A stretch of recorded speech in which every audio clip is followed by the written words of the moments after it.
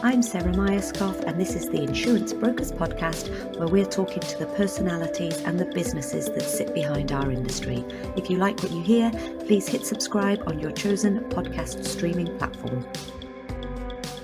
Good morning to you both. I'm really grateful to have you on the Insurance Brokers Podcast. I think we're going to have a very fun conversation, so I'm looking forward to it. Mark, Ed, thank you for being here.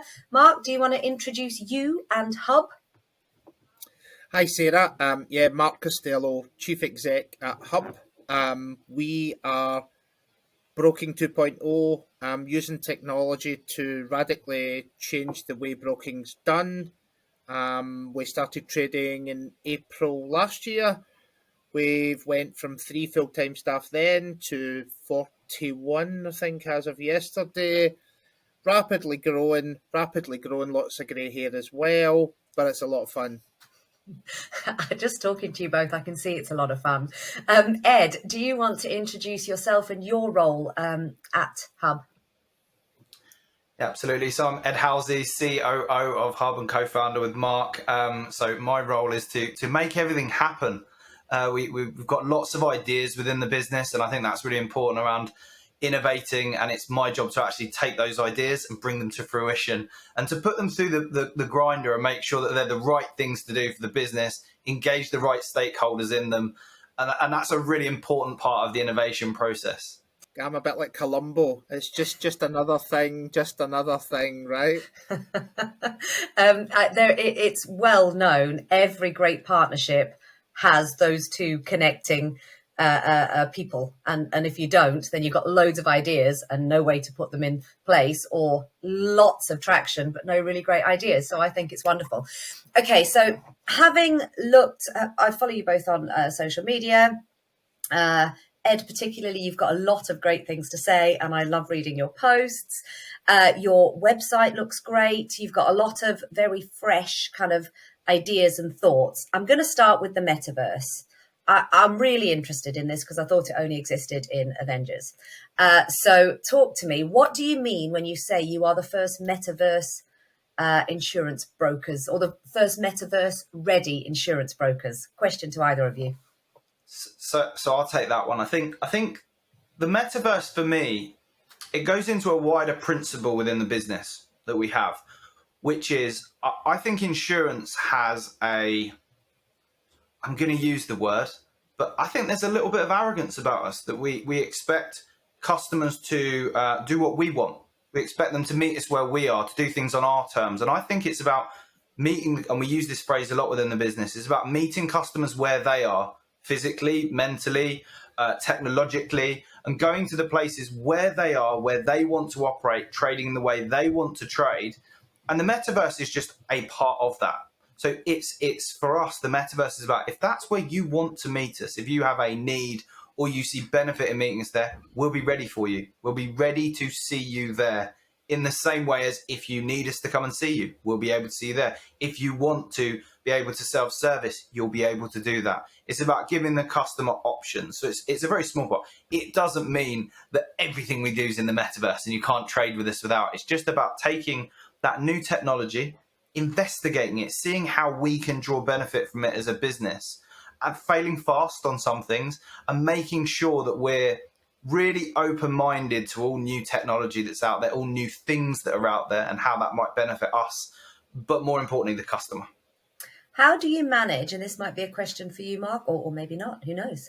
How do you manage, I read on one of your blogs or a social post about new employees. You mentioned earlier you've gone from 3 employees to 41.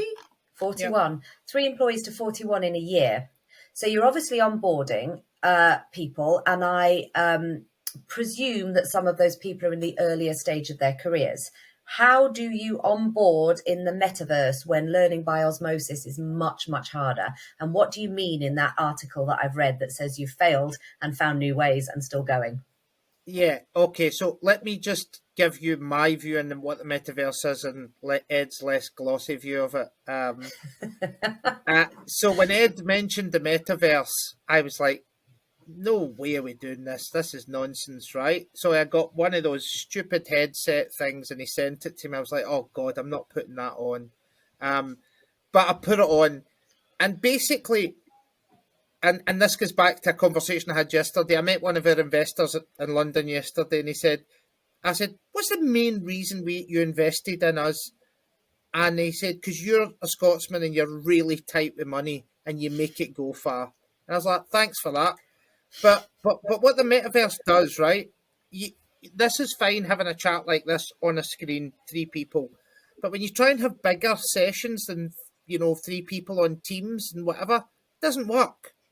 Because it's just everybody talking over each other. What the metaverse does, and you get the first 10 minutes, you put it on, and you're pretending to punch each other in the face and all that stuff inside Horizon workrooms. We've done all that for 10 minutes. But it does feel like you're actually sat in a room because it picks up on people's body language. So what we then have is training facilities virtually online in a room where you feel like you're in a room. There's a big screen there you can put presentations up on. You can't be in it all day, but you can do hour sessions in there, no problem at all. So like when we're putting our decks together for investors or to go to insurers with about ideas, we get in there, we do it in there, and then we can run training sessions in there so people can feel like they're sat in a room. And that's what it does.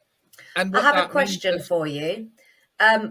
What is the software that you're using? Because to me, it sounds like you're talking like a piece of software rather than the vision of the metaverse being together, connected all the time. So I've obviously missed something. What's So we use Horizon Workroom. okay. Or workrooms, which is it's one of Meta's offerings for it, which is just because it's really it's there, it's configurable, it works for us, it's quick, it's got the functionality we need. We've used a little bit of Spatial as well. Spatial was a bit about you can build it. There's a lot more customization in there. You can build your own environment and the like.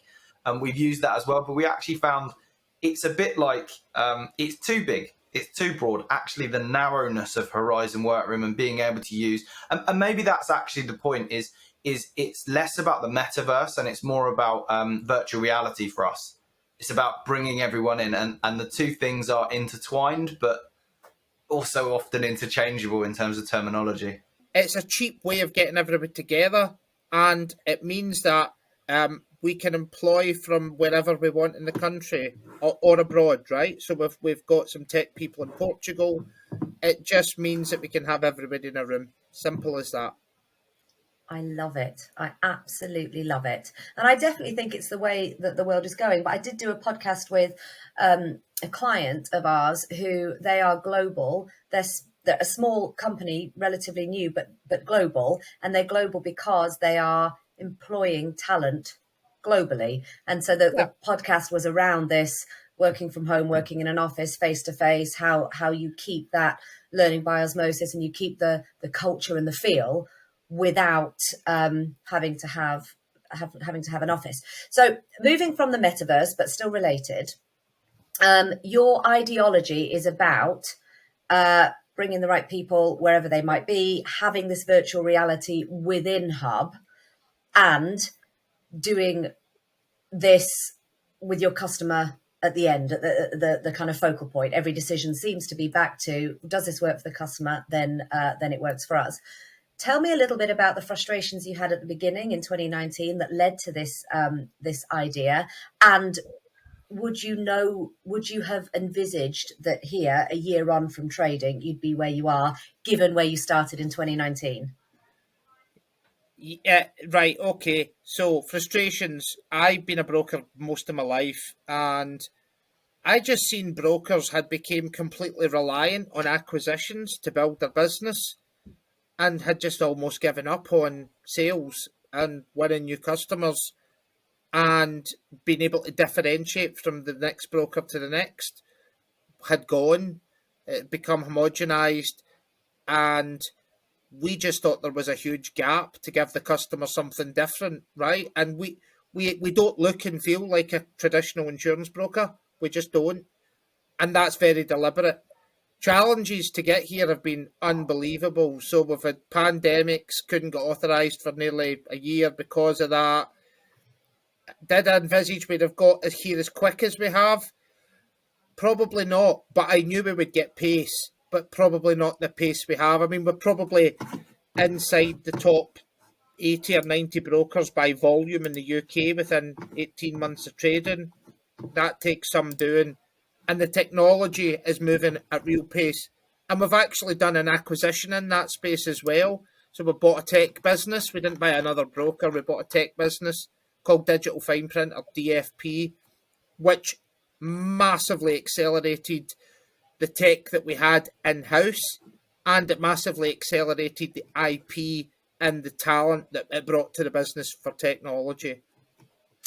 Would you say you're tech first, insurance second, or the other way around, or you wouldn't go there? We're customer first, and that's not me trying to be corny. We're customer first. That's what we are. I think that insurance will always be the bedrock of what we do, right? So we're not going to start selling multiple different verticals of stuff. We are an insurance business, but we're customer first. I think Mark hit the nail on the head. It's customer first in everything we do. I think that the difference between is it tech or is it insurance? It's whatever it needs to be for whatever it is we're doing at that moment in time. It's certainly not throwing tech at problems for the sake of throwing tech at problems. It's using technology to augment and improve the experience that the customer has, the experience that our employees have, and ultimately to take out all of that petty admin that they're working on day to day, to minimize that as much as possible, so that we've got insurance people providing insurance advice, giving customers the support that they want, and not wasting 63% of their day on administration, or up to 63% of their day on administration, actually doing the stuff that we pay them for, using the experience they've got to give the advice that the customer really wants as efficiently as possible. So if we're talking about operational efficiencies, here's a question for you. How operational efficiencies is one of the main things that InsurTech, big umbrella, talk about. How are you different? Because most of the InsurTech's big umbrella are trying to sell software into the incumbent market. We are building our own marketplace, right? So we're building our own customer bank. We control the customers. Ed used to sell tech, or tried to sell tech into insurance businesses. Shut down. Yeah. So that makes it sound like I'm saying you were rubbish at sales. Yeah, so I came and did this. It was a failure at everything else I did, so I came and did this instead. Yeah. But DFP, who we bought, trying to sell tech and insurance companies, and it doesn't work, right? Because A, they've got legacy systems they can't integrate with, and B, the person they're trying to sell it to in a lot of cases is a guy whose job's at line if he buys the tech, right? So it's turkeys don't vote for Christmas. Our industry is, beyond archaic as far as technology is concerned, right? I mean, the last broker I worked in still had a fax machine going. Just people walking about with completely unstructured data for their clients and bits of post-it note and all that stuff, creating errors and omissions, creating problems. That you can't be tech first, right? Going back to your previous point, because you can't be tech first and then go into legacy businesses, because tech only works if the staff work in an agile way. And if their idea of agile is leaving at 5 to 12 so that they're first in the lamb to get a pint at 12 o'clock, that ain't agile. I think at one of my friends who I talk to a lot, and you'll have seen me with Sarah on social media, Emma Roloff sums it up really well, and it's that digital transformation starts with the people. And I think we've got a real dearth of digital talent within the insurance industry. And I think that's a real problem for the future of our industry if we can't attract that talent. We really need to bring in people from other industries with fresh ideas and enable them to optimize all those processes. As you said, bring them in, let them flourish, give them the kind of foundation, give them the kind of industry that accepts that wants it, that brings it in. I had a great example, a conversation I had with Mark, and he said some of the issue with InsurTech at the moment is you've either got insurance people playing at tech, or you've got tech people playing with insurance. And where the ones that have really succeeded are the ones that have managed to not only marry those two, but there's a third one, and it's the third one, and we think it's the most important, and that's who've managed to marry in how to then sell that, how to distribute that into the industry. I think it's the one that people often forget. We saw a quote recently from a VC in which they said first-time founders obsess over product, second-time founders obsess over distribution. And I know that Mark, John, and I, every night when we go to bed, not together, when we go to bed separately, we very much, we go to bed thinking about where's the next £1 million coming from?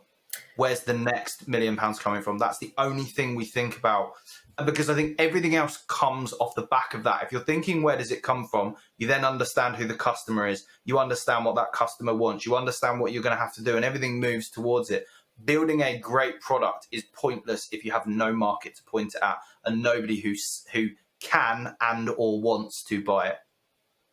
I think that's that came across in something I read. It was on one of your social media posts, and it was about the lessons you learned in the last couple of years, and I think the phrase was something like "wake up every morning knowing where your next £1 million premium is coming from."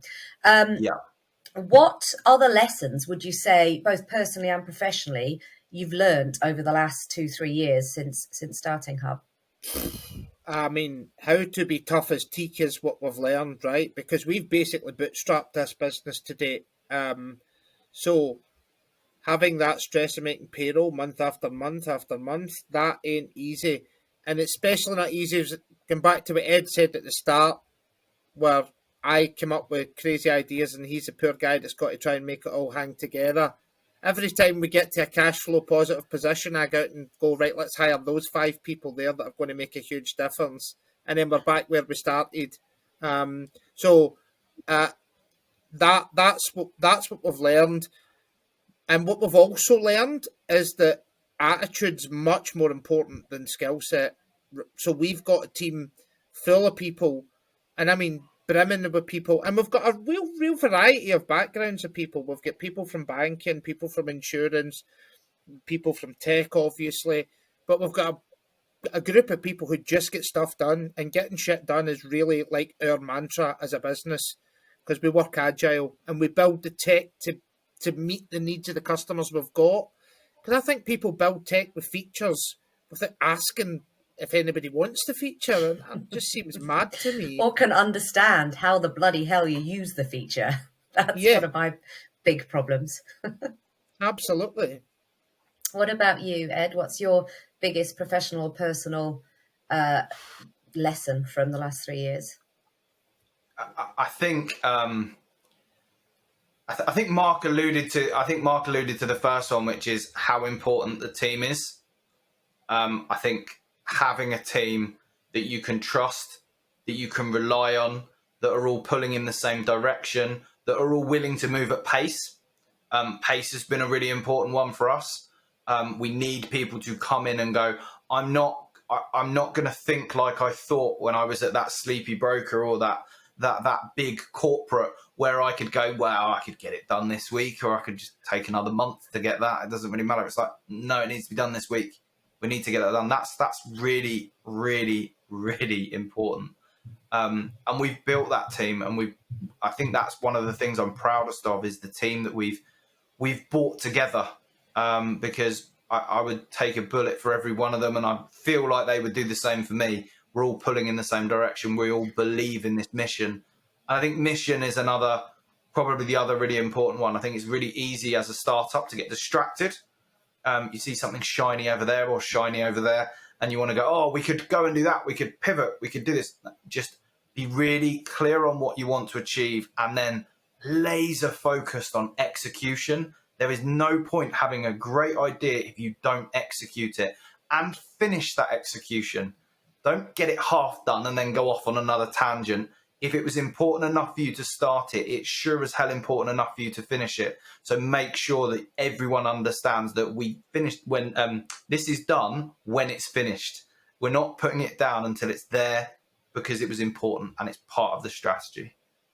I think we also have got a culture of always assuming that we've got a way to go to get things perfect. Because I think that that's an expression that VC world uses a lot, pivoting. Now, to me, pivoting doesn't mean changing direction, getting in a new car and going somewhere else, right? That's not a pivot. That's just changing everything. You've got to swerve, right? So you've got to run like Messi with the ball. Although me running like Messi with a ball would be horrific to watch, right? But you need to pivot. But it's just micro pivoting all the time, and always being focused on where you're going, but always assuming that you can do it better than you're doing it today. If you're always assuming that there's growth and making things better, then you that thirst to get there never quells. I think one you'll appreciate as well, Sarah, that it was actually in that top 10 list, and given your role, I think you'll appreciate this one. If it's one bit of advice I can give to any business, it is, and one skill you need to learn, become an amazing copywriter. Communications is everything, and that's internally, that's externally, it's your pitch decks, it's your website. You need people within the business who can really clearly articulate everything and can pump out that really inspiring email on a Friday afternoon, when everyone's had a rough day, or that really laser focused, this is the mission on what we're going to be doing next, or this is the project plan. And then that's before you even get into social media, which is another whole animal in itself. But the ability to write and articulate yourself clearly is a hugely underestimated skill, and it's one that we've all worked on really hard as a business. And I think now we all write with quite a bit of consistency, don't we, Mark, in terms of the phrasing that we use and how we articulate it and how we explain things. A lot of that's from spending a lot of time together. But it also comes from having a very clear vision and mission and culture. Communication being clear and articulate and focused comes from the backwork of the vision, the mission, and the people. All being on the same page, and then distributing that communication, whether it's social media, internally, externally, emails, conversations, is almost a secondary skill. Yeah, absolutely. Comms is everything. Your ability to communicate, and I say copywriting. I call that out because communication above that is kind of a more obvious one that I think certainly as a COO, a CEO, a founder of a business, you've got to be good at that. Everyone thinks of that, but it is that copywriting bit that I think people forget. Not many writing is a real skill, and it's one that we've fallen into lots. I think luckily we've got lots of people who can do that within our business, and it's been a real benefit. And I think another thing that you've written about and that you're touching on here is once you've got the messaging, it's repeated in different guises, different channels, but get the message right, get the people thinking alongside the message, and then it's just about how you sort of respin it. You're not having to reinvent the wheel every time. Get the foundation right, and then you can, and the foundation from actual words to actual distribution. Those are really important things as we see them. So it's nice that this conversation just happened. Yeah, I mean, I think one of the other things, the lessons that I think that I've learned in this is get as many smart, harsh people around you as you can and be completely open to criticism. So we've got a guy called Peter Harvey, ex-chief exec of Barclays Business Banking. He runs our advisory board. I mean, you don't get to be chief exec of Barclays unless you're going to tell people how it is. And he tells us how it is. And we've got Andy Rea, who's ex-chief exec at Munich Re and ran Munich Re's venture business. Again, they just tell you how it is.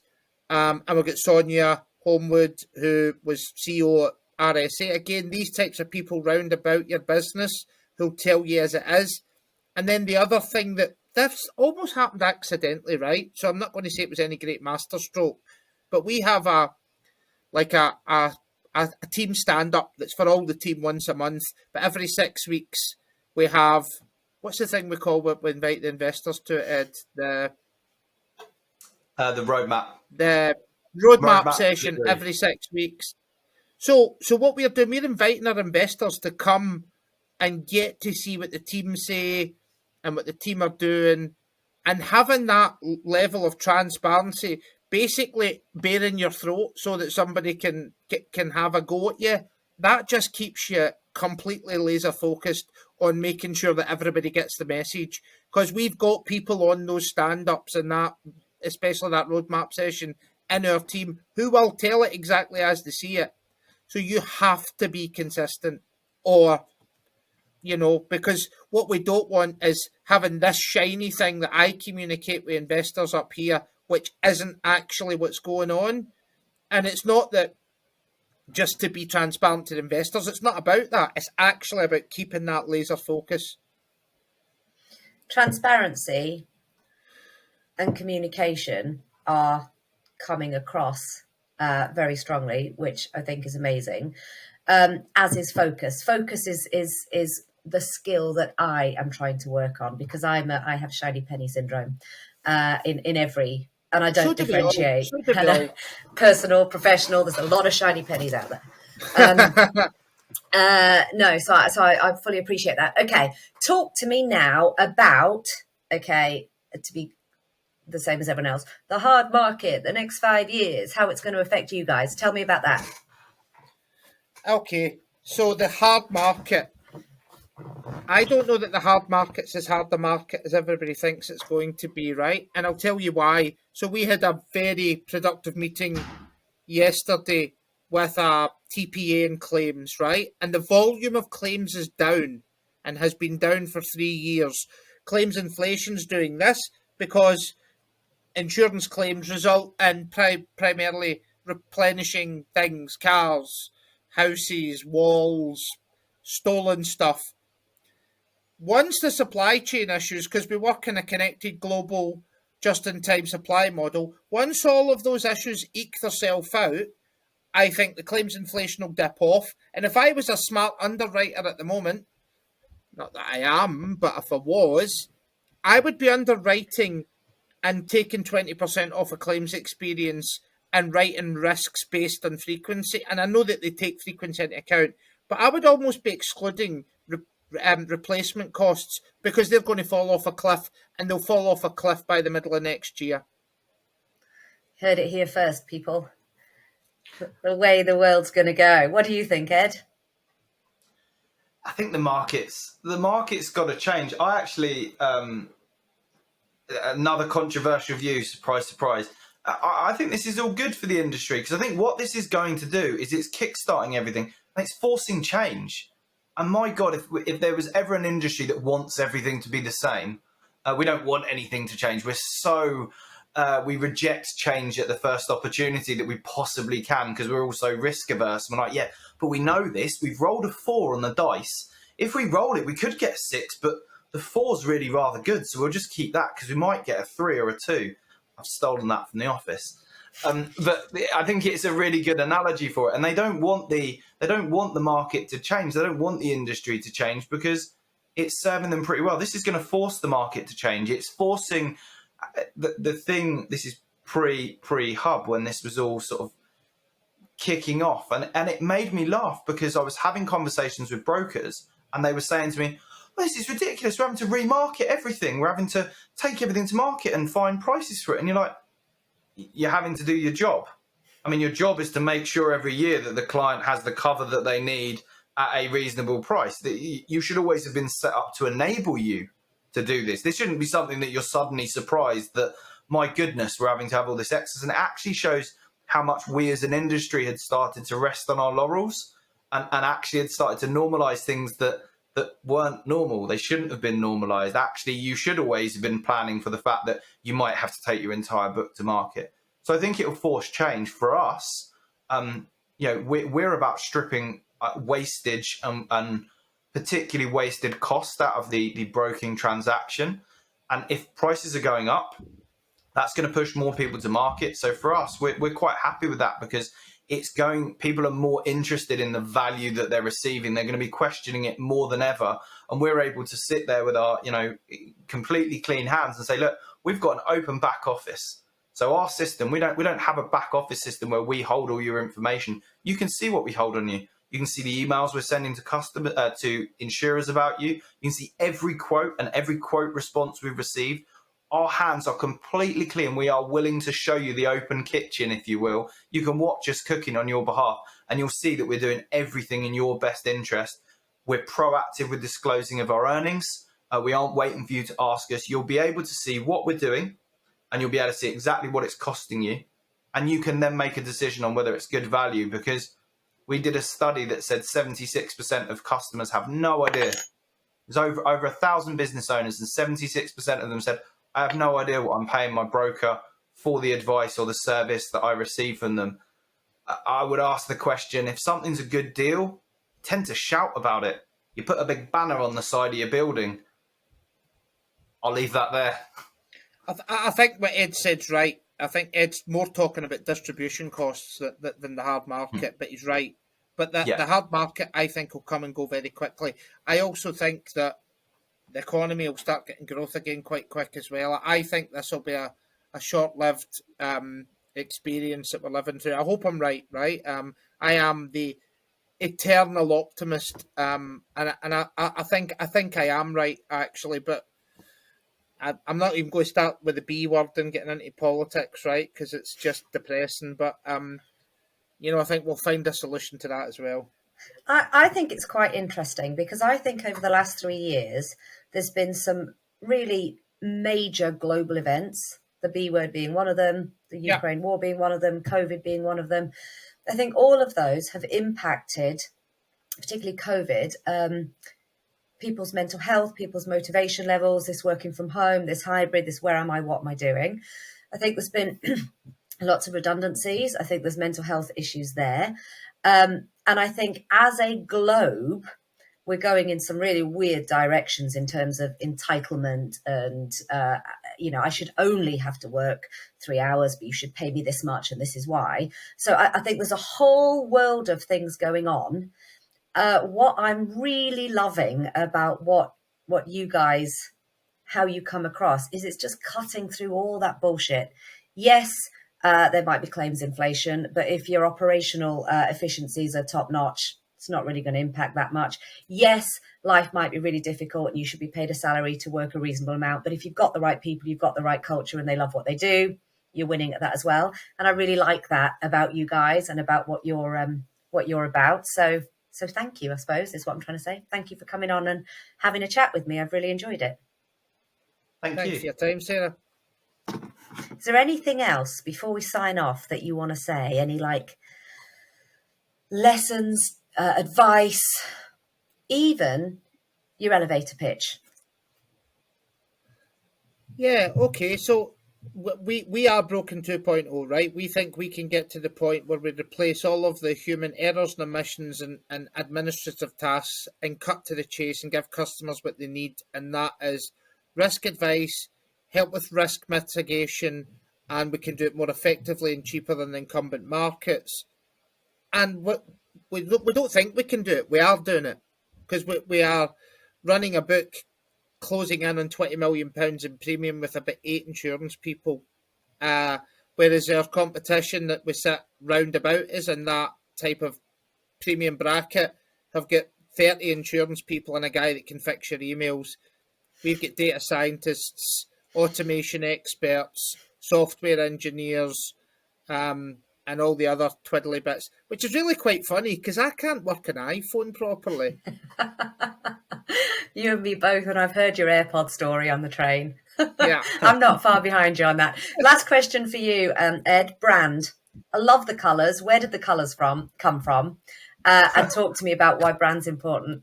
Because I love the pink in the background. Pink and purple, sorry. Thanks. Attention to detail. Where did the colours come from? So my theory on marketing as a general sense is, and this comes from a previous role I had, your biggest challenge, particularly when you're a challenger and you're trying to disrupt a market, is getting people's attention. It's them knowing that you even exist. What gets someone's attention more on a timeline than something bright pink and purple that you just can't ignore it? I'd love to pretend it was more sophisticated than that, but it was what's the most eye-grabbing, attention-grabbing, modern-feeling colour palette that we can work with that just screams, you're not going to scroll past this. You're going to see it. You're going to notice it. And I think that's really important. It's just basically tapping into scrolling culture and understanding how people engage with things in a digital world. Because let's not kid ourselves. We're moving away as Hubb. We're moving towards the digital future. We're not trying to be a traditional old-fashioned high street broker. It's all about digitization and online. So if they're going to be engaging with us online, let's do things that set us up to succeed in that kind of way, in that kind of an environment. So that's where it came from. I love it. Think if nothing else, looking at Mark's shirt, if they don't want to buy insurance from us, they will be able to see us on the EasyJet check-in. And that, my friends, is a fabulous note to say thank you. I've really enjoyed today. Thank you both very much. Thanks, Thank Sarah. you. Cheers, Sarah. Thanks for listening to the Insurance Brokers podcast. We'd love to hear from you, and don't forget to subscribe on your chosen podcast streaming platform and check us out on YouTube.